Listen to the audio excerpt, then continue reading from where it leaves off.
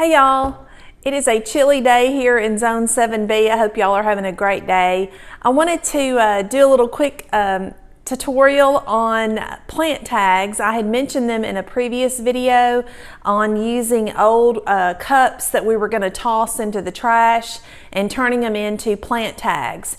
And I wanted to show you again a little bit better video of how I do that and why I decided to use these. So what you're going to need to do to get started is a good pair of scissors. I'm going to be using these. These are good heavy-duty scissors. Some markers. I am using Sharpie markers. I've got 3 different colors here, and these are the fine point. Not sure if you can see that or not. The fine point markers. They are not the huge fat ones, nor are they the really skinny ones. So you can kind of see there the size of the point on those, and also some recycled red Solo cups. And as I mentioned before, these came straight out of our trash can. We had a family meal here, and I just got them out and rinsed them out because I thought, you know, it's a shame that these go into the trash. What could we use them for? So I've started using them for naming plants, for seed starting, naming the seeds that I've started out in our winter sowing attempt. And really what this is taking place of is, you all know what these are. These are plant tags, obviously from last year.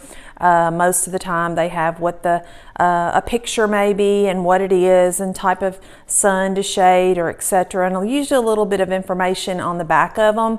And I will tell you that if you get these on your plants that you buy this year, make sure to keep them. Even if you don't leave them with the plant, when you go to pot it up or put it in the ground, make sure that you keep these tags, because these are little pieces of invaluable information. Because sometimes I will have things come up and I'm not really sure what it is, and I can go back and look at my tags and say, oh yeah, I planted that echinacea there, that's what's in that spot.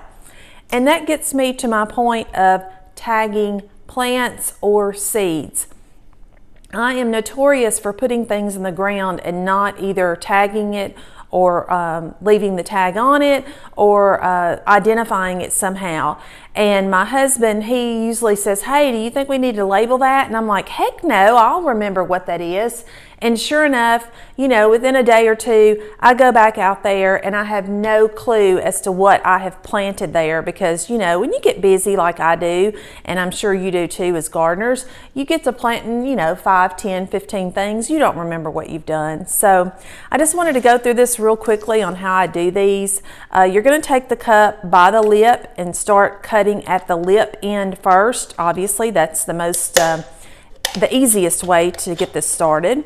And you're simply just going to work your way down the end of the cup, and then you're going to go over just a little bit underneath the lip there and cut over. And the easiest thing to do is actually just to go ahead and cut the bottom of the cup completely off at this point.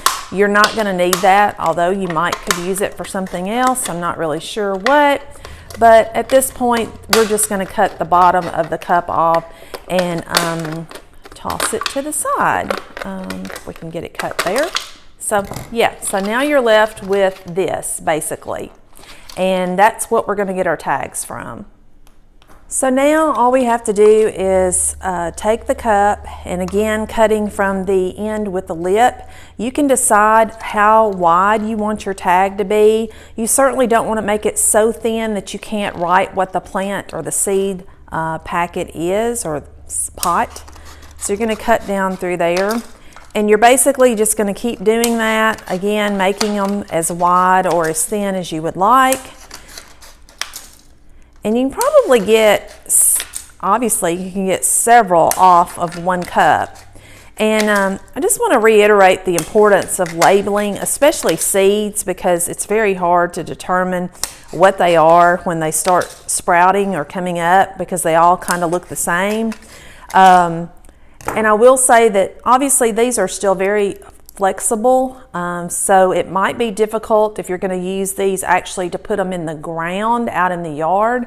But if you're potting up or planting a plant that came out of say a starter pot, and you're putting it in the ground, you could certainly use these when you're putting that root ball into the ground, you could stick this in beside it.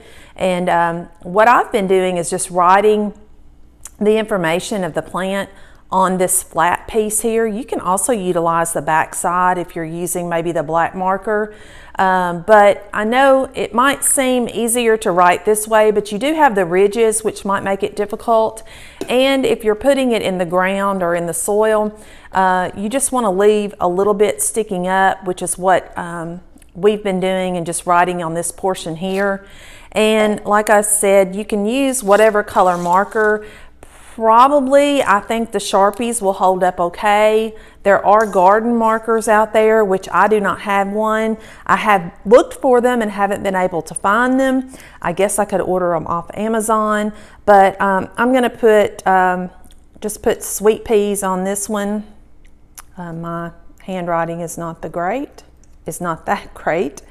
And you know, I put the date on it. So again, you just marking your seeds, but also if you bought a plant that maybe you got at the garden center or the big box store and it didn't have a label on it, or maybe it was a 6-pack and it had one of these on it and the other 5 didn't, and you wanted to plant them in separate areas, then utilizing something like this would be great for that. You could definitely at least mark it and let you know what that is or what that plant is in the ground. You know, I've used different types of plant stakes or plant labels before. I've used the ones that are fatter at the top and they have the really skinny leg, and those break. They have always broken. I've not ever been successful with keeping those all season. I've also seen people use popsicle sticks, which you certainly could use that.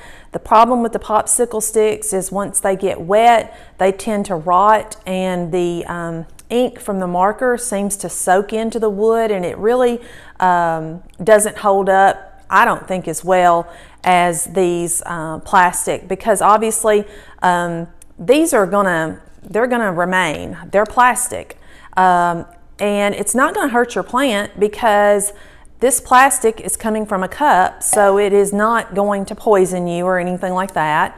And you know, once you're done with them, you can either mark out the date or just simply toss them. I mean, they were going to be tossed to begin with, so get a little bit of use out of them. And again, I just want to reiterate the importance of labeling your plants. Here I am, I'm preaching to the choir, so to speak, because I need to do this myself, but make sure you're keeping your tags. They are important pieces of information in your garden.